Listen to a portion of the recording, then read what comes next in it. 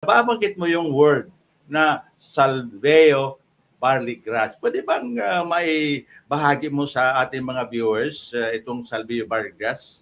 Alam ko, alam nila, pero para lalo nilang ma-incorporate sa kanilang kaisipan. Ang Salveo ay salitang Latin, ibig sabihin be well, o maging malusog, or in good health. Mula doon sa katagang iyon, naipanganak po ang brand na Salveo barley grass. Yeah. Kaya nga, for the past 11 years, ay kilala na, sumikat na sa larangan ng online itong Salveo barley grass or SBG kung tawagin na brand. At bakit ba siya talagang sikat na sikat ngayon? And actually, na-awardan po siya as #1 organic barley in the Philippines or brand. Bakit po siya nag-#1? For one simple reason.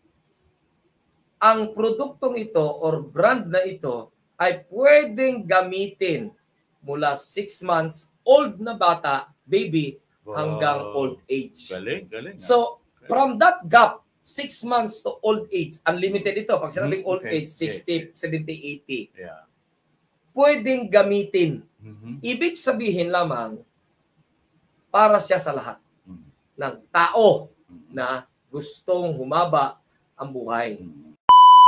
Siya po ay isang certified naturopathic practitioner, a professor of Freedom from Pain Institute Training Center, PETAC DOH Accredited School. Siya po ay isang lecturer on Salveo Wellness Training Naturopathy Certification Course, Masterclass.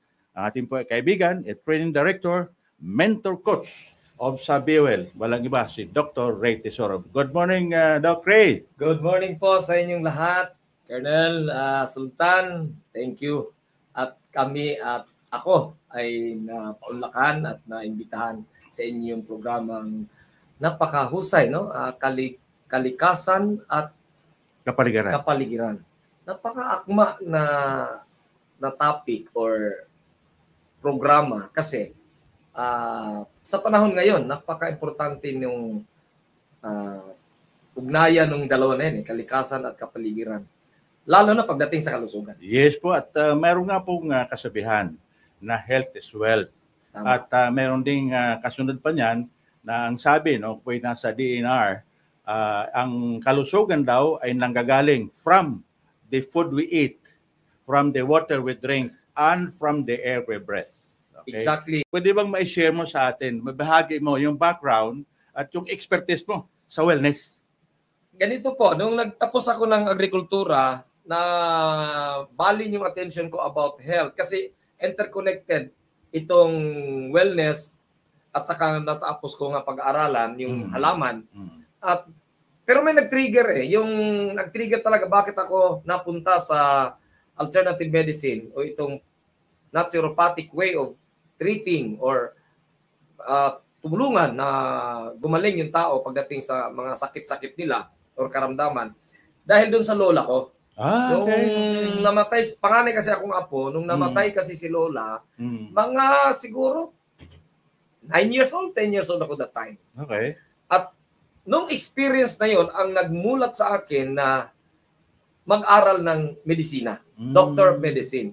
Sa kasamang palad, hindi po kinaya ng aking mga magulang, kaya ako'y napunta sa pag-aaral ng agrikultura at pagkatapos kong matapos yung 4 na taong kurso na yon, doon ako nag-shift ang aking direction into alternative medicine. Magaling. Dahil doon sa experience ko sa lola ko na nakita ko na kung paano po siya namatay ang lola ko na pangit na itsura, nakapilipit, namimilipit sa sakit, severe pain. So, doon ako nagkaroon ng interest na gusto kong manggamot ng tao, pero kung may paraan na alternative way, doon ako, hindi ako pwede doon sa dinaanan, doon sa hospital, kung ano na yung pamamaraan ng panggagamot, conventional medicine kung tawagin. Ang ating ginagawa sa kasalukuyan, yung tungkol sa wellness. Tama po. So, pwede bang may paliwanag mo na in toto lang what is wellness at saan ka nakapokus? Alam ko may focus ka ngayon, kung saan nakapokus tayo. Yes. Pag sinabing wellness, we are talking of the overall health as a human being. Yeah. And pag sinabing health, we're not only talking to the physical being or health, physical health. Kailangan din natin yung mental health. Oh. Napaka-importante yun. At yung isa pa na nakakalimutan ito eh. Yung spiritual health natin. Yeah, so napakalawak. Interconnected po yun, no? Physical, mental, at saka yung spiritual. At doon po, sa tatlong iyong aspeto, hindi pwede na walang nakapalibot sa atin yung environmental or social being. Sino yung nakapalibot sa atin? Kaya nga pagka mayroon kang problema sa kalusugan, hindi mo lang pwedeng itutok agad yung sisi dahil sa kinain mo. For example, hindi lang yun. Kundi pwede mo rin ipag-usapan or magiging factor yung paligid mo. Lalo na yung social association mo. Sino yung kasama mo? Kaya sabi nga nila, ang sakit daw mana-mana. Ang totoo, hindi naman po talaga mana-mana. May genetic aspect dahil sa genetic makeup or yung mana-mana nga, genetic codes. Kumbaga. Pero kalimitan, ang nangyari, kung ano kasi ang naging lifestyle, eating habit, eating lifestyle ng magulang, yun din ang maa-adapt lifestyle ng mga anak. Kung mahilig sa karne ang magulang, hindi mahilig sa gulay, alangan naman kakain ng gulay ang mga anak, edi karne na rin.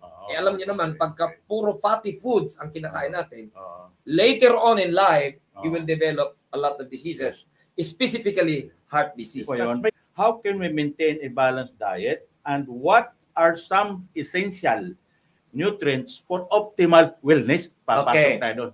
We need 6 essential nutrients para optimal health. Narating natin yung ika nga 100% na kalusugan na gusto natin. Yung 6 po, I'm talking to the basic. Ito, alam naman ng lahat eh. Minerals. We need minerals. A lot of minerals. We need 60 minerals. Vitamins. We need proteins or amino acids. We need carbohydrates. Yun yung sugar to convert it into energy. We need fatty acids, essential fatty acids, yung mga omega-3, omega-6, omega-9. Lalo na itong brain natin, kailangan ng omega-3, 6, and 9. Kasi nga, ang utak natin ay made of fats. And panghuli, tubig, water. So yun ang composition. Ngayon, paano mo marating yung optimum health na gusto mo? Dapat meron kang i-consider o kung meron ka mang isusupply. Kaya nga na-invento yung supplements. Galing yan sa dalawang salita eh. Supply elements. Bakit ka mag-supply ng elements? Kasi kung kulang ka dun sa 6 na sinasabi ko, or ito na lang 5, vitamins, minerals, amino acids, carbohydrates, and fats, pag kinapos ka dun, kailangan magsusupply ka. From external, yung galing sa ibang source. Hindi yung galing sa kinakain mo. Kasi kung galing sa kinakain mo, kapos talaga eh. Hindi mo maabot yung requirements eh. Kaya ang good news nga ngayon, dahil sa Salveo, nasa patan ngayon, yung kulangan. Kaya you supply the elements. Yung kulang sa diet ng kinakain, susupplyan ngayon ng Salveo to obtain para marating mo yung balanced diet na sinasabi. How can we prioritize mental health and manage stress in our daily lives? Ito po ang isa sa napansin ko sa daming distractions ngayon sa ating pang-araw-araw pangkabuhayan o pamumuhay. Siguro ang ma-advise ko to avoid this mental stress or sabihin na lang natin mga mental problem. Maliban doon sa magkakain ka ng masustansyang pagkain at lalong specific tayo, yung pinag-usapan natin yung GABA, mainom mo yun or maipasok mo sa katawan mo, siguro bawasan natin itong mga distractions. Ang pinaka-number 1 distractions ngayon na nakakasira talaga ng mga signaling system sa ating katawan is itong radiation na galing sa cellphone, sa mobile device. Kaya nga, bawal yata yan ilagay sa tabi Kaya ng pagtulog, Sultan, actually kami, patay ang internet pag alas 10 na ng gabi, pag natulog na. Pakis, turn off ang internet sa cellphone, pati internet sa bahay, i-turn off nyo po para wala na yung mga EMF, no? Electromagnetic frequencies that can disturb your sleep. Yung pagtulog mo, nakaka-distract kasi sila. So, mai-stress yun. Yung utak mo, hindi ka makatulog ng maayos. At may kinalaman ito para ma-cultivate yung emotional intelligence and resilience. Kasi apektado yung utak natin eh. We have more than 100 billion neurons. Wow. cells sa ating brain. Imagine niyo po, ma-distract lang dyan kalahati dahil sa mga interference, itong mga frequencies, itong mga radiations na to. Ano mangyari? Yeah. Malubat yung kalahati. Talaga naman. Wala. Imbalance na talaga. How can we connect? Ito sa environmental tayo. Sabi Yes, galing tayo yes, sa yes. agriculture. Yes. Ako naman galing sa DENR. Yes. So how can we connect with nature and promote environmental wellness? At Okay. ako ay mayroong mga tips, health Okay, tips. okay. Sundin lang natin itong natural doctor natin. Ang tawag ko nga si Dr. Narinig mo na yata o narinig na ng iba ito. Dr. Swerd. Si Dr. Swerd, actually, hindi naman tao yan. It talks about sun. S is sunshine. W is water. E means exercise. A means air. R means rest. D means diet. Itong sunod kong tanong, what role does spirituality play in overall wellness, and how can we incorporate spiritual practices into our daily lives? Ang ganitong mga activities or sabihin natin kaugalian, we're not specifically talking to a religion. Mayroon kasing mga grupo na parte ng pananampalataya nila, una, restricted sila sa diet. Like, ayaw nila ng mga pork. Yeah. Which is okay yun. Dahil hindi mo makukuha yung mga fats galing sa pork. Like kayo, Sultan. Pero hindi naman ibig sabihin, pork, ibig sabihin na exempted ka kasi ang option ninyong meat is beef. Which is meron din namang taba. Meron din. So, moderately, kailangan kakain tayo ng moderate lang. Ngayon, may mga turo din na about itong meditation. Like, 1 hour, mag-meditate ka lang.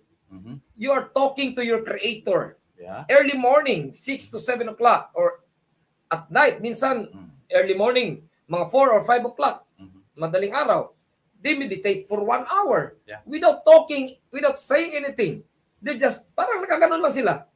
Ganon lang yung daliri nila. Then, nakaupo na ganyan. Tikit ang mata and connect your brain neurons, yourself, to the divine creator. Yeah. Kapag ikaw ay mindful, palaisip sa ganong mga paraan, connecting your spirit, your spiritual being to the creator, it helps to maintain your health, yung optimum health. So tama pala yung ating sunod na tanong.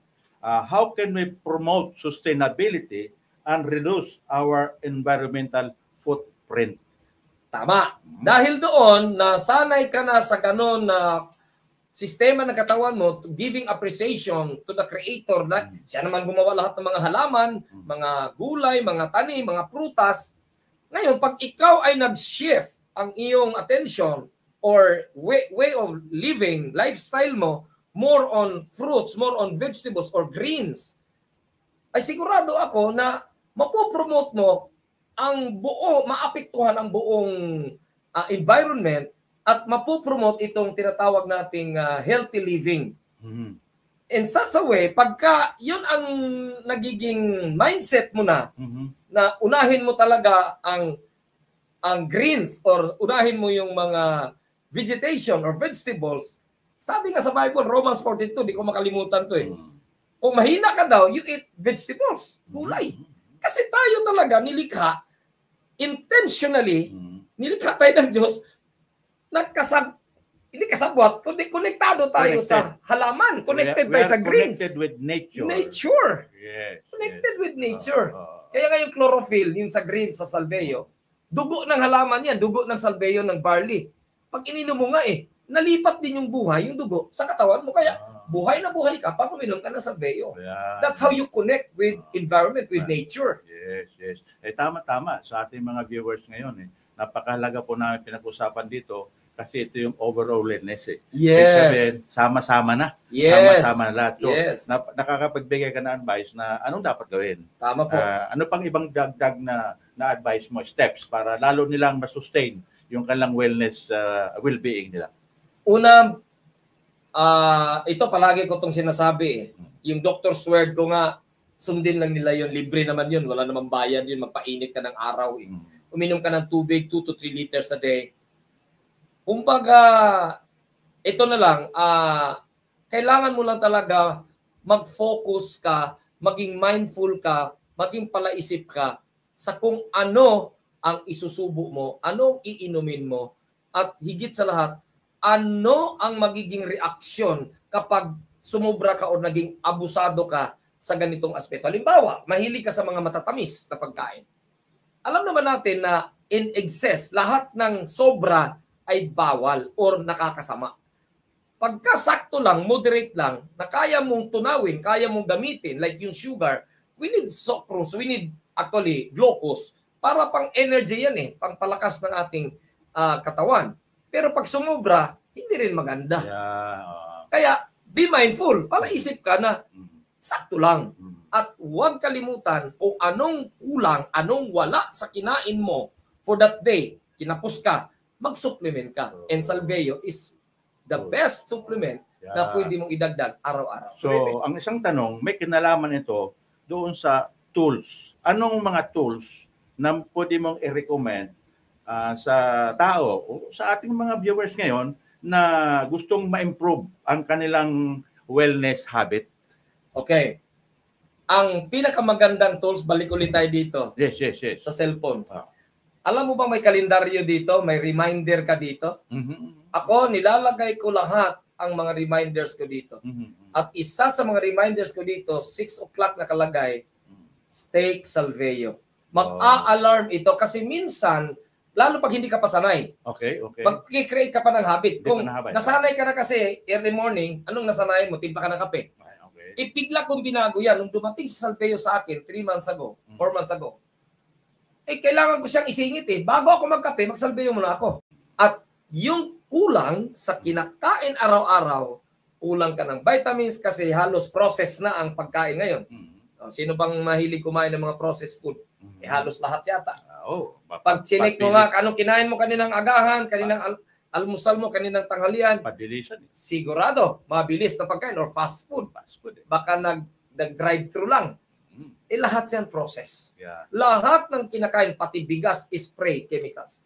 Pati gulay, kung gaano kakinis yung mga dahon, ganun po pagka-spray. Alam na alam ko yan dahil kasama yan sa tinuturo sa amin eh. Paano mag-program, mag-farming. May organic and inorganic farming. So nakakalungkot na ang ating panahon ay napaka-toxic. We are in this most toxic times. Affluent times, asinsado sana, kaso napaka-toxic. Sino naligo kaninang umaga? Nagsabon. Yung shampoo, chemicals yan. Yung sabon, chemicals yan. Yung lotion mo, pabango mo lahat, lipstick kung babae, makeup, lahat yan, chemicals na pumapasok. Araw-araw, paglabas mo ng opisina o labas ng bahay, yung usok na nakuha mo.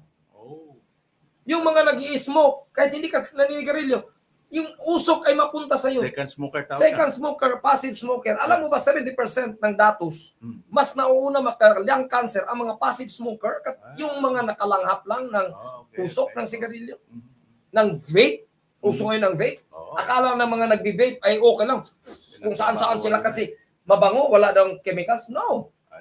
May isingit ko lang kasi naalala ko yung kapatid ko. Siyempre, boxer, bawal manigarilyo. Yes. No, magretiro sila bilang boxer. Si Pedro Areque Jr., yung world boxing champion. Kapatid mo yun. Eldest brother ko yun eh. So sabi ko ba't ka ninigaril? Di ba dati hindi ka? Sabi niya, may filter naman. At may pipa pa.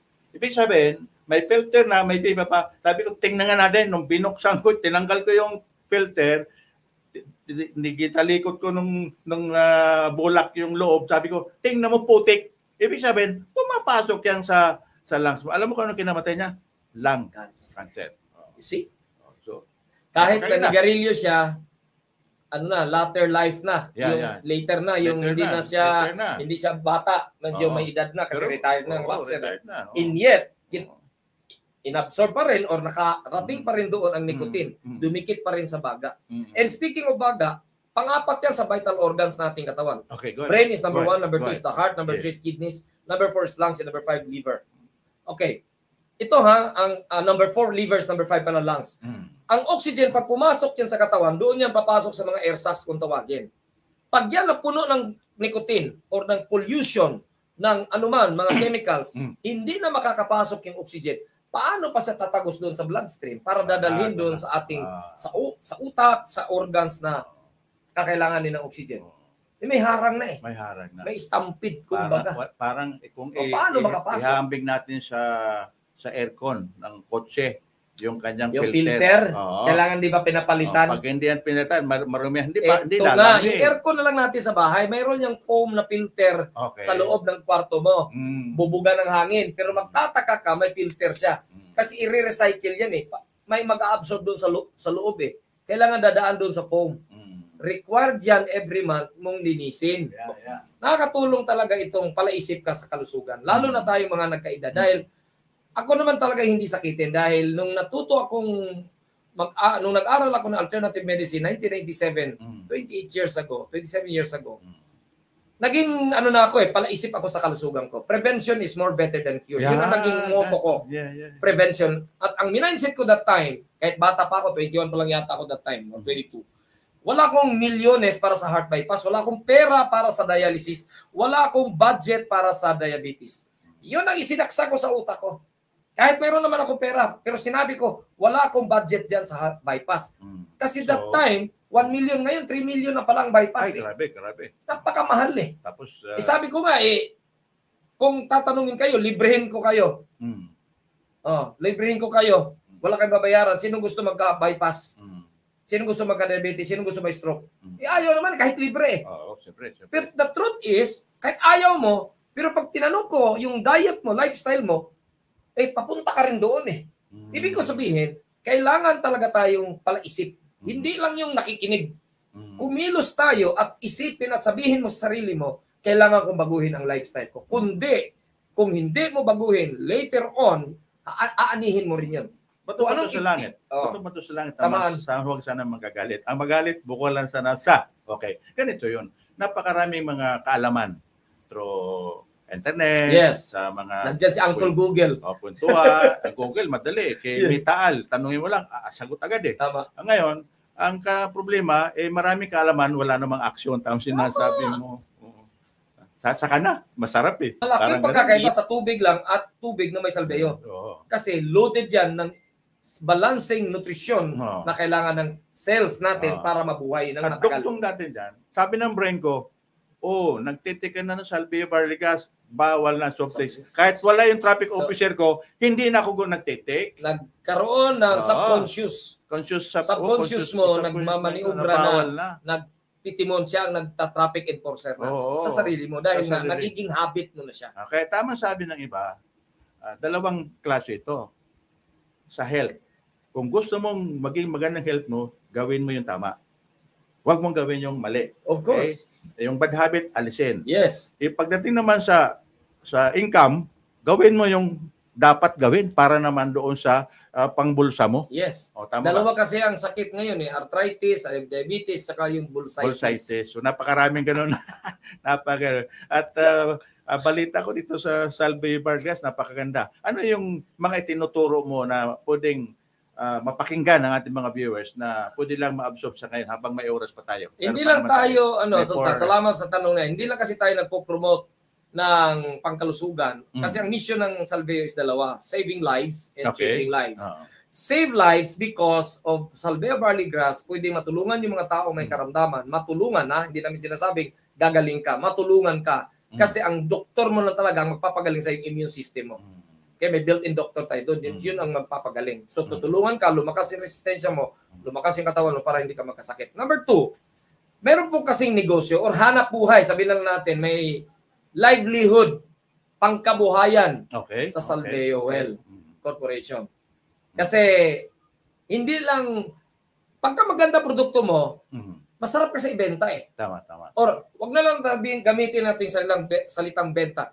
Masarap i-share, ibahagi. Share. Now, by sharing, sabi ko nga, by kwento-kwento, pwede kang magkwenta. Ang kwento, may kwenta. Bakit? Meron kasi tinatawag ditong reward system ang company. Ang tawag nga dyan, swap. Programa po itong pangkabuhayan. Na kung saan, pag ikaw ay nag-alok, may reward para sa'yo. Nagbenta ka online or offline, face-to-face. Meron kang reward na makukuha. Depende yan sa gusto mong entry o pagpasok or membership na pipiliin mo. Depende doon. Mayroon doong discount na 20%, mayroong 30, 40, 45, and 50%. Okay. Ang aking tagubilin palagi, maging palaisip sa ating kinakain. It's not what you eat, it's how you think of what you eat. Isipin mo ang kinakain at sinusubo mo. Pagka ganon, sigurado ako hahaba ang buhay natin. Maraming salamat po. Muli, maraming salamat din sa ating guest, ating husay experience, mapagmahal sa kalikasan, kapaligiran at siyempre sa kalusugan, si Doc Ray Tesoro.